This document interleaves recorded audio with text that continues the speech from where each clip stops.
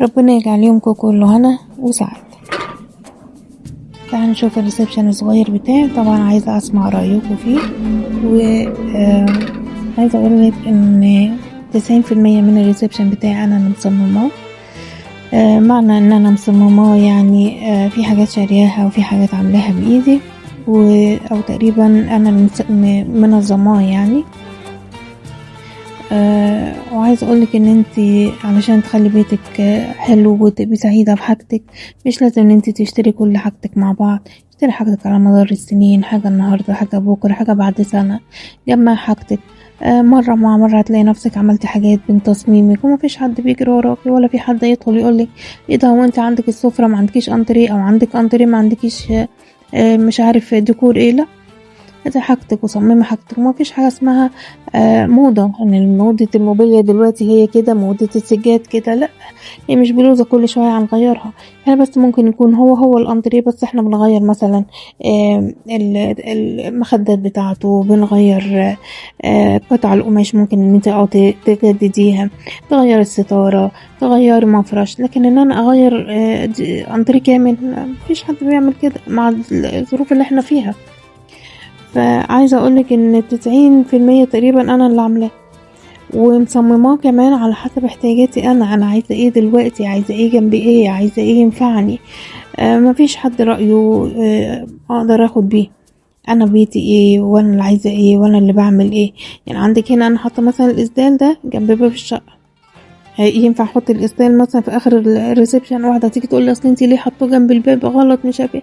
عندك مثلا المرايه دي كانت في قطعه تانية، قطعه زي سراحه كده باظت. في قطع منها باظت يعني، فانا رحت شايلاها وانا اللي حطيتها كده. وكل واحد يقول لي ازاي وبوظتيها وعملتيها. لا، هي كانت القطعه التانية مش نافعاني، فانا خدت دي وانا اللي علقتها حتى بايدي. وعندي هنا حاجات بسيطة جدا. يعني انتي يمكن تشوفوا فيه زحمة، بس يمكن علشان الكاميرا مقربة كل حاجة.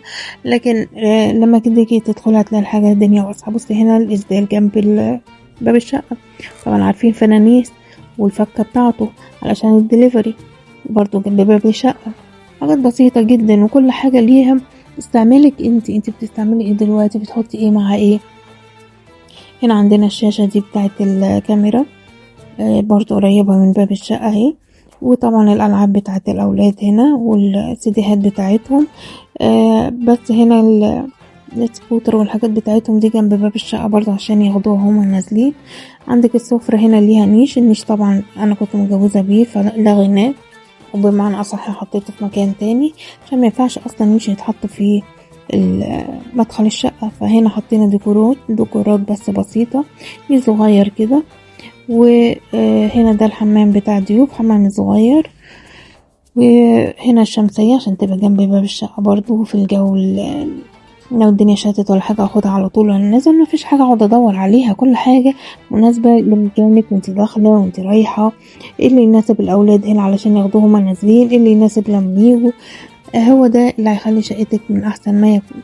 القطعة دي كانت خشب بس، زي ترابيزة كده، خشب وكان خشب زين وخشب صافي. طبعا خلاص ملهاش استهلاك، فانا رحت كسيتها، خليت واحد يعني حط لي عليها القماشة دي ونجدها، وخليتها ان هي القطعة اللي يلبسوا عليها الشوز جنب الباب. طبعا دي كنت ممكن تشتريها. طب ما انا اشتريها ليه، ما انا ممكن اعملها، مش هتكلفني حاجة. الترابيزة عندي او القطع عندي، والقماش والشغل بتاع الراجل حاجات بسيطة. هنا جبت البرواز دوت حطيته جنب السفرة، طبعا مع الديكور الحيطة. الالوان بصي متناسقة كلها مع بعض، اللي تقريبا كله بني في بيج. عندي حاجات بسيطة قوي على نبيتي، لكن هو في الاخر كله بني في بيج. ده طبعا كرسي تبع الانتريه التاني، فانا بحطهم جنب بعض. السفرة بصي الديكور بتاعها صغير جدا وبسيطة، وفيها كل الكماليات بتاعتها. مش عايزة اكتر من كده، ومش مش عاملة لي زحمة ولا حاجة. القطعة دي انا برضو حبيت ان انا اجيبها، حطيتها جنب السفرة بحيث ان هي تدي ديكور، وحطيت عليها المركب ديت. وطبعا الحاجات دي صغيرة العاب كده للاولاد بيحطوها، يجيب لك حاجة زينة كده. وعندنا هنا الشاشة التانية. وعندنا هنا اللي تقولي لي ساعتين، علشان انا زوجي في دولة عربية، فبحب اشوف الساعة عنده كام والساعة عندنا كام، علشان برضو ايه الاولاد يبقوا متابعين ومحدش يتلخبط في توقيت الساعة. البيانو هنا، البيانو ده قايم، مش لعبة يعني، هو حقيقي. ودي الألعاب بتاعتهم، قطع برضو الموسيقى بتاعتهم، ودي النوتة، ده الدرج بتاعهم. والكرسي اللي هو بتاع البيانو ده انا اللي مصمماه، كان عبارة عن الدرج اللي هو جوه الدولاب. الدرج اللي جوه الدولاب مخنوق جدا، يعني ما بياخدش حاجة، بياخد الشرابات بس وحاجات بسيطة قوي. وكان خشب صافي برضو، هتلاحظوه هنا كمان شوية، كان خشب صافي. فانا خدته ورحت برضو قلت واحد يحط لي عليه قماشة بالسفنج بتاعها ونجدناه ومكلفناش حاجة. وبقى الدرج بتاع بحط فيه الإسدالات بتاعة الصلاة.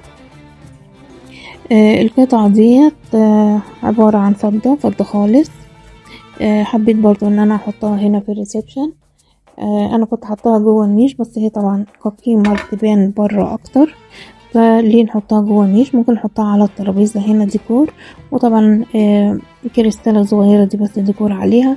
ودي الترابيزة اللي هي 3 قطع مع بعض، طبعا موديل قديم، مفيش حاجة اسمها موديل قديم وموديل جديد، ده حاجتي شارياها. الدنيا اتغيرت دلوقتي، بس الحاجات برضو تعتبر قيمة جوه بيتك. انا ماليش دعوة ديكورات عاملة ازاي بتاعت الناس بره. الكرسي اهو ظهر معاكم لو تحت البيانو ده كان كرسي، كان ادراج جوه الدولاب وانا نجدتها. فما فيش حاجة حد يجي يقولك لا الديكورات انت قديمة، انت مش عارفة دي حاجات قيمة وحاجات بفلوسك وايه يعني. انت مثلا متجوزة بقالك 10 سنين، خلصت المدة مثلا والموبيليا خلصت؟ لا. عندك القطعة دي عبارة عن كرسي شازلونج اللي هو بيتحط على البسين، موجود على البسين دلوقتي، على اي بسين تلاقيه. قطعة عبارة عن خشب زان، وبتتفتح وبتتقفل زي السرير، يعني هي ليها الظهر كمان بتاعها بيتقفل لو انتوا تتخيلوها معايا. فطبعا احنا خلاص مش بنحطها عند البسين ولا حاجة، فاحنا اخدتها برضو نكتها كاملة، لان الخشب بتاعها جامد شوية على ظهر الاولاد، فانا حطيتها. وبدي القطعة الاساسية اللي يقعدوا كمان جنب التلفزيون عليها. علشان كده كمان هي الوحيدة اللي غطيتها، علشان مستهلكة بيقعدوا عليها فما تتوسخش. طبعا انتوا عارفة البيجات بيتبهدل اوي. انتوا لو لاحظتوا هنا الانتريه هتلاقوا فيه درجات في القماش، لكن لا، دي الاضاءة. الستارة هنا انا اللي مصمماها وانا اللي عاملاها كاملة، وانا اللي حاطة الماسورة، وانا اللي حاطة الستارة، وحاطة ورا الستارة دي عشان مخرمة الورد بتاعها. حاطة كمان قماشة ستان وراها علشان تداري الإضاءة أو تداري الحركة بتاعتنا من ورا. الأنتريه هنا طبعا كان لون تاني أول ما اتجوزت بيه، يدوب بس جبنا القماش والشغل بتاع الراجل خد حقه وبقى أنتريه أكنه جديد. عندك المصحف هنا حاطه جنب البلكونة وكرسي جنبه، وطبعا بحط المصلية هنا تبقى ثابتة، طبعا لما يجي ضيف أروح شايلة المصلية. والستارة كاملة من أولها لآخرها، دي مش ستارة، دي أنا اللي حطاها، أنا اللي معلقاها. يعني لو تشوفي الستارة دي تفتكري إن حد عملها لي، لكن هي كاملة كاملة أنا اللي عاملاها من أولها لآخرها.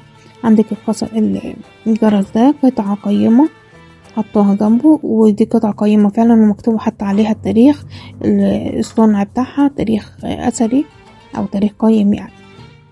والثلاث قطع الأحمر دول، الكريستال الأحمر ده أنا شارياهم وكنت حطاهم في النيش. فلقيتهم ان هما ماشيين مع الطقم، لان احنا عندنا هنا معظم الحاجات فيها نبيتي، فرحت مطلعاهم. حاجات بسيطة جدا، الترابيزة دي كبيرة على فكرة، فما تحطيش عليها حاجات كتير بحيث ان الضيف لما يجي هتحطي فين، فانت لازم تكون ترابيزة هادية.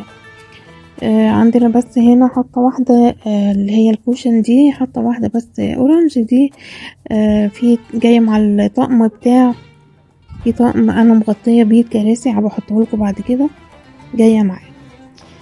وفي اكسليفون اهو، والشقة هنا بسيطة. هتيجي تقولي لي هو انتي ليه مش عاملة السجاد كله لون واحد، بحيث ان السفرة والانتريه مع بعض في قطعة واحدة؟ ليه مش السجاد لون واحد؟ ليه انا احط السجاد لون واحد؟ ليه مش كل قطعة يعني هم كلهم لون واحد بس النقشة مختلفة؟ ليه ادخل انا الاقي حاجة رسمي؟ انا مش عارفة مين اللي قال ان احنا ينفع نحط كل سجادتين مع بعض لون واحد. ليه لون واحد؟ هما في السوق الوان كتير، ليه؟ عشان انا اختار ادي لون ودي لون، قصدي نقشة ونقشة ونقشة، لكن كلهم في الاخر هما لون واحد. ولو بصيتي هتلاقي برضو الدنيا هادية. ايه اللي متعب في كده؟ عندك القطعة اللي فيها الزرع دي، عملتها لكم فيديو قبل كده ان هي كانت بتاعة الكور بتاعة الاولاد. اخدت منها الفازة، حطيت فيها الفازة وانا اللي نصبتها وبقت قطعة عمر ما هتقدري تشتريها ولا هي موجودة اصلا في السوق. دي حاجة من ديكورك انتي، من ذوقك انتي، من تنسيقك انتي، مش هتلاقي الحاجات دي بره ابدا. فعلشان كده ما تجيبيش حاجات تكون رسمي بتتباع كده، انتي اللي تغيري فيها. الكرسي ده صغنن خالص ده اللي انا حاطاه جنب باب الشقة، ده بتاع السراحة، بس كان عندي سراحة تانية يعني.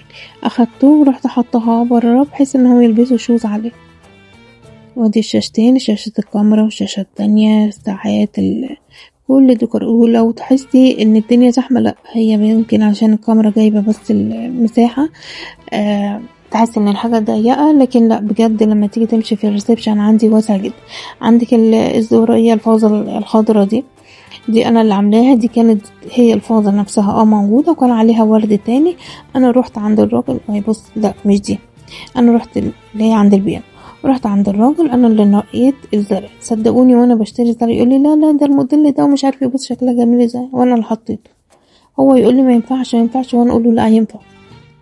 عندك البراويز اللي على الحيطه دي طبعا مش جايباها مع الانتريه، دي جايه لوحدها. متهيألي انا فاكره ان انا جايباها هي الاول وبعدين جايبه الانتريه بعد كده. والدنيا واسعه والدنيا حلوه ورخيصه على فكره. مصممه السفرة بتاعتك بأقل الأسعار، مصممة الريسبشن كله بأقل الأسعار. انت اللي عاملاه بإيدك، انت اللي منقية كل قطعة بإيدك. انزلي اشتري الفازة قبل السفرة، اشتري السجادة قبل ما تجيبي الانتريه. ايه المشكلة؟ وهتعرفي تنسقي بعد كده. لكن انا ما ينفعش اجي زوجي اقول له لا انا عايزه الانتريه موديله انتهى، انا عايزه اغير السجاد، انا عايزه اغير الستاير. لا، مش حاجه اسمها اغير، هي مش بلوزة احنا بنغيرها. الحاجات دي غالية والحاجات دي قيمة والحاجات دي روحك فيها والحاجات انت شاريها قبل كده بذوقك. غيري ذوقك معاها، بس جدديها مش الغيها خالص وخلاص غيرها. مفيش الكلام ده. حتى لو عروسة جديدة اشتري واحدة واحدة واشتري حاجتك بالراحة، هتقدري تسعدي بيتك وتسعدي زوجك في نفس الوقت، مش هتكلفك حاجة. اشتري كل حاجتك بالراحة ونسقي حاجتك. وكل الحاجات اللي انتوا شايفينها قدامكم، حتى السيراميكا اللي على الحيطة ده انا اللي عاملاه. اول ما جينا كل الناس تقولي ازاي تحطيه ازاي تحطيه، شكله حلو ومدي منظر. وعلى فكرة مش كل سنة اجي اقول لا لا ده موضة انتهت ازاي انا حاطة السيراميكا على الحيطة، لا هو ثابت، هي شكلها حلو كده. وكل الديكورات جت بعديه، يعني انا ما جبتش كله مع بعض، ده جاي في سنة وده في سنة تانية خالص، سنة تالتة خالص. كل حاجة جاية لوحدها. وعايزاكوا برضو تقولولي رأيكم اذا كان في حاجة عايزين اغيرها، حاجة اجدد فيها. بس الستارة اللي هناك اللي عند البلكونة من اولها لاخرها صدقوني انا اللي عاملاها، مفيش حد في الدنيا هتلاقيها عنده. انا اللي عاملاها، جايبه القماش وانا اللي مفصلاه وانا اللي حطاه. وعلى فكرة ملزقاهم كلهم بمسامير صغيرة خالص علشان اقدر انا اللي عامله. عايزة اسمع رأيكم و